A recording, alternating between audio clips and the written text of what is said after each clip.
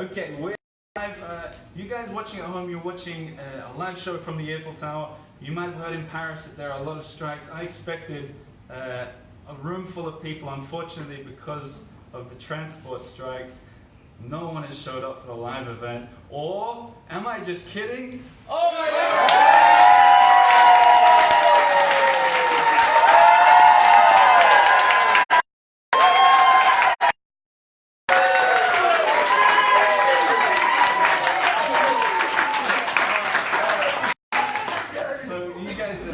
At home, I'm going to kind of focus on talking to the crowd, but I know you're there, I'll talk to you as well. I'm going to do the perfect timing. Hello. Jump in. What I'm going to do, everybody, is I'm going to tell you a little bit about this book that I've written, read a little bit from the book. It'll probably take 10-ish, 15 minutes, and then we'll get on with the night. But what I wanted to say first is a little bit of a big thank you to Tom Clark from Katoon Coffee Shop. Easily the best cafe on the left bank. Could be the best in Paris. Yeah.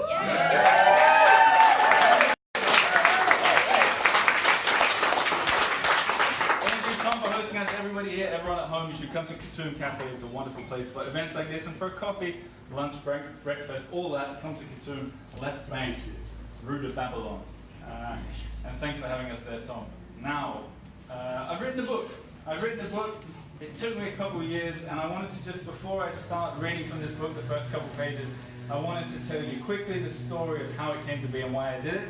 Then I'm going to press this big launch button on the Kickstarter, and then I'm going to read it from it, and then I'm going to get on with it, and we're all going to buy a book, apparently.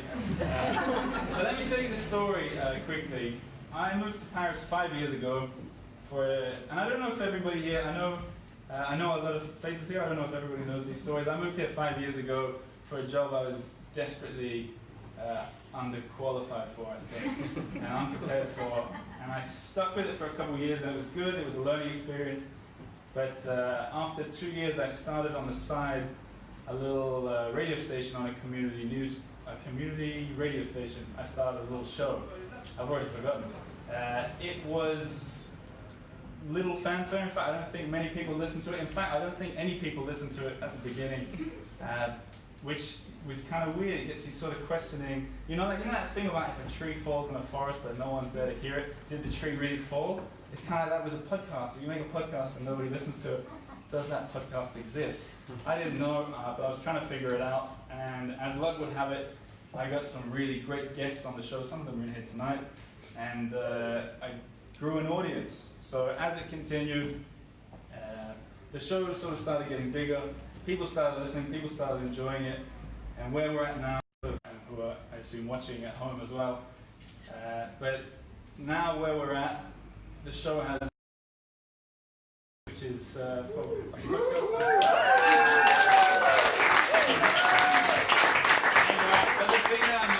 proud of is the community that I've created. I'm going to get back to the community in a second because that's really important to me. That's the people that are here tonight, that's the people that are listening, and that's the reason that I do it. But more on that in a second. I think that's, yeah, so the other thing is, as I was going through all this, starting a podcast, meeting all these people, and doing this job that you guys will read about, I'm sure, a lot of cool and interesting and kind of crazy things have happened that I figured should be told. It's a story I wanted to tell. You guys know I've got a podcast, I like to tell stories, and that's what I've tried to do with this book. And it took me about 2 years. Now I'm glad to say that the Earful Tower's gone from a hobby into a job, and I think I've documented it in a pretty entertaining way, and I'm really excited to share it with you. So what I'm going to do is I'm going to press this launch button, which means that people at home, if they want to be the first person to buy the book, they can do it, and then I'm going to read from it. And I've never done this before. Countdown or? Should we do a countdown? Yeah. Or a drum roll? Countdown? Okay, we'll do a countdown. Countdown's a drum roll. And if you're watching at home, this link is underneath. You'll be able to find it immediately. You guys at home can... Why can't we be the first people to buy it? You've got your phone right there. Okay, so go on, Sam. Who's the countdown? Bomb? No. 5, 4, 3, 2, 1. launch!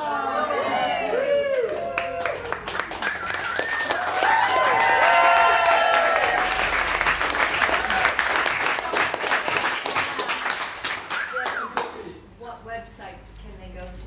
You can find it, if you'll be able to find it if you search on any of the YouTube or Facebook or anything, it's right there. It's live. I shared it in emails. We'll be able to show you. Everyone will be able to find it at home. But funny that I want to tell another funny story before I read from the book that I've got here. The show, I said the show went from no one listening to it. These days it's got to this crazy level where, I'm going to tell you an anecdote from today. I was at the Louvre Museum, the biggest museum in the world, I think. I'm standing there scrutinizing a Leonardo da Vinci sketch up close. And then there's a woman next to me who's scrutinizing it equally. And she turned to me and she goes, and I hope she forgives me for doing her Texas accent. She goes, Oliver? That woman? I said, yeah, that's me. She goes, I'm coming to your book launch tonight and I'm very happy to say that Lionel is here. It's so growing in a crazy way. It's very exciting, and I think that's why the people who like the show will like the book, which I'm holding in my hands, the manuscript, obviously the draft. The whole point of this Kickstarter is that we get it to turn it from this draft into a real book, and all the information is there. But I'm going to read the first 2 pages, and I hope that you guys enjoy it. That's the bit that I suppose we came for.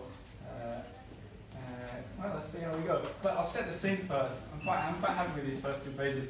It was exactly, I'm setting the scene here, almost exactly to the date 2 years ago, this bit. Very close to where we're standing. Christmas mood, down the road, on the left bank, which is kind of why I want to have this here tonight, Tom. Besides the fact that your cafe is so wonderful. But I had a deep feeling of nervousness, fear even, as I'm in this zone that you're about to hear about. Okay, ready? So introduction, 2 pages, let's go. The ring weighed heavy in my pocket as we stepped into the cold Paris night. And it wasn't heavy because it was big. It definitely wasn't big. It was more heavy in the sense that I felt a crushing pressure from my imminent proposal. We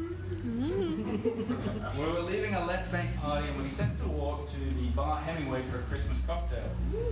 My plan was to stop on a bridge somewhere along the Seine River, to ask her to marry me, then to continue to the hotel bar. I double-checked the directions discreetly. A 20-minute walk, fairly straightforward. But as we stepped out into the crisp evening air on Rue de l'Odéon, a light rain began to fall.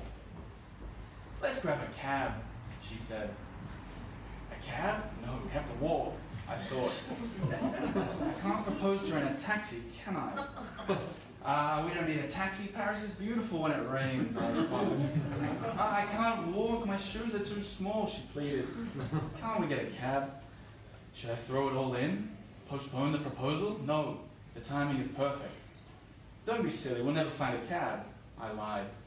And the Ritz is just a short walk away anyway, I lied again. We set off in the rain, or I suppose you could call it a light drizzle. It was almost a mist, really. And we made it down through the Christmas lights onto the left bank of the Seine River. But I could hardly breathe. The one ring was weighing me down. Where's the Pont Neuf? That's a romantic one, I thought.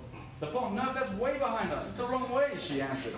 Oh God, I'm thinking out loud. The ring is regain control, find a bridge, get to the middle, ask her to marry me. The nearest bridge was the famed Pont des Arts, but even late on a Sunday night, there were still pedestrians crossing it. Through the drizzle, I swear I could see a man down on one knee. No good. Too much of a cliche. What's that one up the road? It looks nice. It looks old. It looks romantic. Must get to the bridge. Must destroy the ring. We got to the old stone crossing, the Pont du Carrousel, which led to the Louvre Museum on the right bank. The bridge was empty. Not a person or a car in sight. It was perfect. I had to ask her right then. That, or I had to cast the ring into the Seine River and be rid of it forever. I turned and I looked at her, hair wet from the drizzling rain, eyes glowing golden from the reflected light of the Paris lamppost, feet swollen from the underside. Yes, the moment was right. My precious, I began. Weird, I've never called her that before. We've been in Paris for 3 years now, but it still feels like those first nights. Clueless, hopeless, and penniless. Why'd you laugh at that? It's a theme. Those moment, those were some of the best nights of my life, and I want to spend the rest of my nights and the rest of my days with you. Will you marry me? I stopped breathing about 2 minutes earlier. I swayed. Time stopped. Then I heard her say yes 4 times to be sure, and I breathed again. I slipped the ring on her finger, the weight was lifted, and she kissed me in the Paris rain. We moved on towards the Hemingway bar at the Ritz Hotel, with the lights of Place Vendôme leading the way. This promised to be the start of something beautiful. Now, if I had known that on our honeymoon 6 months later, I'd be lying by the road in the French countryside, in agony from a mysterious disease, I'd have thrown the damn ring in the river and jumped in after it. But I'm getting ahead of myself.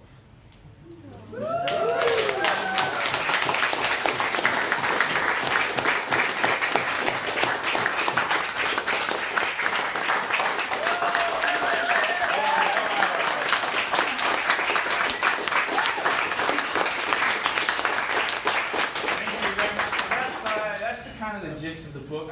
It's meant to be an entertaining look about life in Paris for a young man. There's outrageous struggles and there's wild fortunes, and it's pretty fun.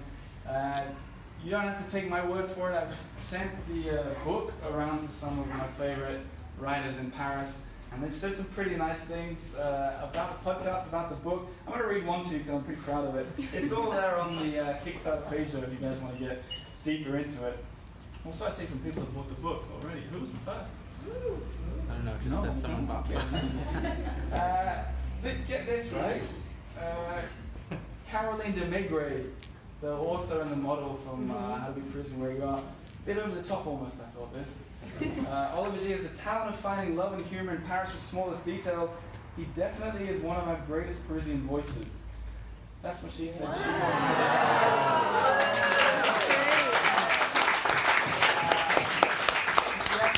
Because she made a reference to Le Maurice that's in the book, so that's a good sign. But let me just say a little word about the reason I'm doing it on Kickstarter, and then we'll get on with it. But like I said at the start, this importance of community, this idea of building an audience, people who listen to the show, people who watch the videos and all this.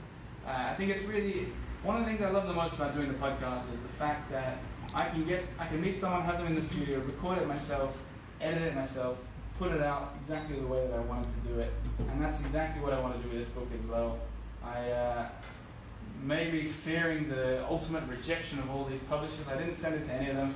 I wanted to involve the community, the people at home, the people here, and I wanted to do it my way. With that, you can collaborate, like the cover that you see behind me over here, that was my wife that did it. That's how I wanted to do it.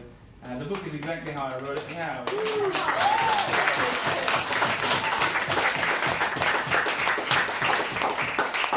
And the truth is, it's just, I think it's an entertaining read. The other thing I want to say is the thing that I get asked about the most is, will there be an audio book? I'm going to do, well, provided this Kickstarter works and we can fund this initial print run, that's what it's all about. I'm going to do not an audio book, but an audio experience. And the idea behind that is I want to get all the people in the book, like Lena, for example, my wife, to read their lines. I want to get like ambient music from cafes and restaurants that are featured. Take some acting classes. She's going to take some acting classes, that's not sure at all. But I want to really make it a book that you feel that you're in there, like one of my podcasts, and of course I'm going to narrate it. So that's something to look forward to. If this works, you guys will see it. If it really works, I've got some really grand plans, so hopefully we can all get together and make it happen. I've taken enough of your time. Thank you everyone at home. I'll answer those questions later. But thank you for coming out.